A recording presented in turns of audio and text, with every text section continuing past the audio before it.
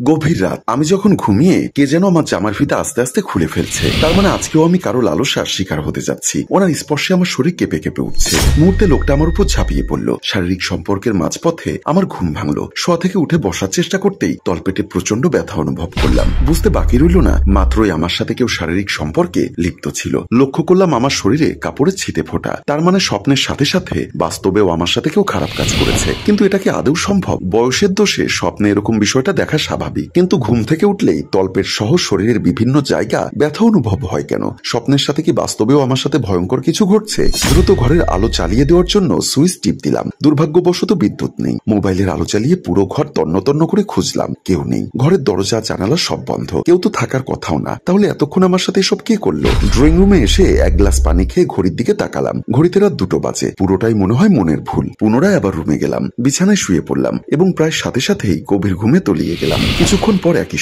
স্বপ্নটা পুনরায় ভেসে উঠল। লোকটা এবারেও আমার ফিতা খুলছে। আমি এত কষ্ট করছি কিন্তু ওনার বলিষ্ঠ হাত সরাতে পারছি না। আগের ন্যায় এবারেও লোকটা আমার শরীরে হাত দিচ্ছে। হাত দুটো কুচকুচে কালো। আশ্চর্যের বিষয় হলো এবারেও শারীরিক সম্পর্কের মাঝামাঝি সময়ে ঘুম ভাঙলো। আমি হতভম্ব হয়ে উঠে বসলাম। ইদানিং এই স্বপ্নটা মাঝে মধ্যেই দেখি। প্রতিবারই মাঝখানে ঘুমটা ভাঙে। পুরো স্বপ্নটা এখনো ধোঁয়াশার মতো। তলপেটে এবারেও প্রচন্ড ব্যথা অনুভব হচ্ছে। ততক্ষণে বিদ্যুৎ চলে এসেছে। ঘরের ফ্যানটা চলছে। পুনরায় ঘরের সব আলো জ্বালিয়ে দিলাম। কি হচ্ছে এটা আমার সাথে? এটা কি আদৌ স্বপ্ন?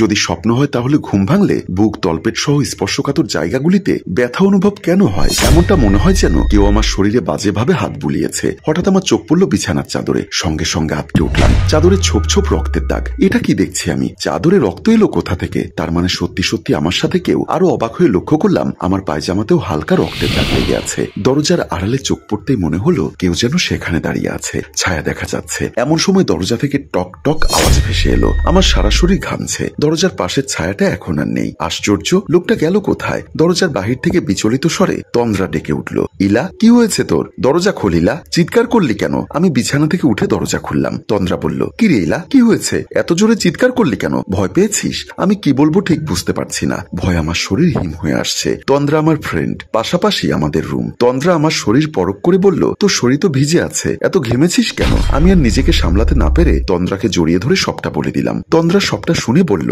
স্বপ্নটা কবে থেকে দেখছিস বললি? কান্না চেপে রেখে বললাম, প্রায় 4 বছর আগে থেকে। 4 বছর আগে? তার মানে তোর বয়স যখন 12 বছর তখন থেকে? হ্যাঁ। কাউকে কিছু জানাসনি কেন? এটা তো প্রতিদিনের স্বপ্নের মধ্যেই সীমাবদ্ধ ছিল। কিন্তু এতটুকু বলেই থেমে গেলাম। এটা কি করছি আমি? লোকটা কিছুদিন যাবৎ হঠাৎ স্বপ্নের সাথে সাথে বাস্তবেও যে আমার সাথে শারীরিক সম্পর্ক করে, সেটা তন্দ্রাকে কি বলা ঠিক হবে? তন্দ্রা বলল, কিরে চুপ করে গেলি কেন? কিন্তু কি? না কিছু না। সালোয়ারের উপর পায়জামা পরে আছিস কেন? দেখে মনে হচ্ছে মাত্রই পড়লি। আমি ইতস্ত হয়ে বললাম, ঘুমের ঘোরে ছিলাম, তাই হয়তো। এটা বলে জামা ঠিক করতে লাগলাম। তন্দ্রা আমার বিছানায় বসার জন্য বিছানার কাছে যেতেই হকচকিয়ে উঠলাম। বিছানায় তো রক্ত ভরে আছে। এটা দেখলে তো তন্দ্রা সন্দেহ করবে। পুরো বিষয়টা না জেনে ও কখনোই ছাড়বে না। সাথে সাথে চেঁচিয়ে বললাম, তন্দ্রা দাঁড়া, বিছানায় ময়লা আছে। আমার কথা শেষ হতে হতে তন্দ্রা বিছানায় বসে পড়ল। আমার বুকের ভেতরটা ধকধক করতে শুরু করেছে। রক্ত দেখলে বিষয়টা না জেনে তন্দ্রা ছাড়বে না। তখন কি জবাব দিব আমি? তন্দ্রার কাছে গেলাম। বিছানার ঠিক মাঝখানে রক্ত ভরেছিল। কাছে গিয়ে উকি মেরে দেখলাম সেখানে রক্তের দাগ ছিল। তা এখন আর নেই। এটা অসম্ভব। আমি মাত্রই রক্ত দেখলাম। সে রক্ত গেল কোথায়? শুকিয়ে গেলেও তো রক্তের দাগ থাকার কথা, কিন্তু আকাশি রঙের চাদরে কোনো প্রকার দাগ নেই। বিস্ময়ে আমি হতভম্ব হয়ে রইলাম। তন্দ্রাকে বললাম, তুই বস, আমি একটু ওয়াশরুম থেকে আসছি। এ কথা বলে ওয়াশরুমে চলে গেলাম। পায়জামার তলের দিকটা ভালোভাবে লক্ষ্য করলাম। কি আজব, এখানেও রক্তের কোনো ছোঁয়া নেই, কিন্তু তলপেটের চিনচিন ব্যথাটা এখনো আছে। ওয়াশরুম থেকে বের হতেই তন্দ্রা বলল, ইলা, তোর কি হয়েছে বলবি? এত ভয় কেন পাচ্ছিস? এটা তো শুধু স্বপ্ন ছিল, বাস্তবে তো কিছু হয়নি। তন্দ্রাকে তখন কে বোঝাবে যে এটা শুধু স্বপ্নের মধ্যেই ছিল না? বাস্তবেও অলৌকিক কোনোভাবে আমার সাথে শারীরিক সম্পর্ক করা হয়েছে। আজ থেকে 1 মাস আগে আমি বুঝতে পারি যে বাস্তবেও আমার সাথে শারীরিক সম্পর্ক করা হয়েছে। আজ একদিনে 2 বার। তন্দ্রাকে বললাম, তন্দ্রা তুই আজকের রাতটা আমার সাথে থাকবি প্লিজ? আমার খুব ভয় লাগছে। আচ্ছা ঠিক আছে, বিছানায় চল। তন্দ্রা বিছানায় শুয়ে বলল, ঠিক আছে, লাইট অফ কর। আলো থাকলে আমার ঘুম আসে না। কাল আবার কলেজ আছে, লাইটটা জ্বালিয়ে রাখি না রে প্লিজ। আচ্ছা রাখ। সে রাতে আমার ঘুম এলো না। পুরো রাতটা জেগেই কাটালাম। সকালে ইচ্ছা হলো কাপ ভর্তি চা নিয়ে ফোনটা ওপেন করলাম। তারিখের দিকে দেখে আমার চোখ কপালে উঠে গেল। পিরিয়ডের সময় হয়েছে, অথচ আমার পিরিয়ড হচ্ছে না। শুনেছি গর্ভবতী হলে নাকি পিরিয়ড বন্ধ হয়ে যায়। বুকটা কেঁপে উঠলো। প্রায় 1 মাস আগেও তো কেউ একজন স্বপ্নে আমার সাথে বাস্তবেও শারীরিক সম্পর্ক করেছিল। এজন্যই কি পিরিয়ড মিস হয়ে যাচ্ছে? ইলা ভয়ে কাঠ হয়ে দাঁড়িয়ে রইল। বাস্তবে যার কোনো অস্তিত্ব নেই, তার সন্তান গর্ভে ধারণ করা কিভাবে সম্ভব। এমন সময় ইলার বান্ধবী তন্দ্রা ঘুম ঘুম স্বরে বলল, এত সকালে উঠে কি করছিস? ইলা শুকনো ঢোক গিলে বলল, ঘুম আসছিল না, ভাবলাম কিছুক্ষণ বাইরে হাঁটাহাঁটি করব। ইলার ফ্যাকাশে মুখ দেখে তন্দ্রা ঠিকই বুঝতে পারল কিছু একটা সমস্যা নিশ্চয়ই হয়েছে, না হলে এত সহজ সরল একটা মেয়ে এমন চুপচাপ হয়ে যায় কি করে। তন্দ্রা অভয় দিয়ে বলল,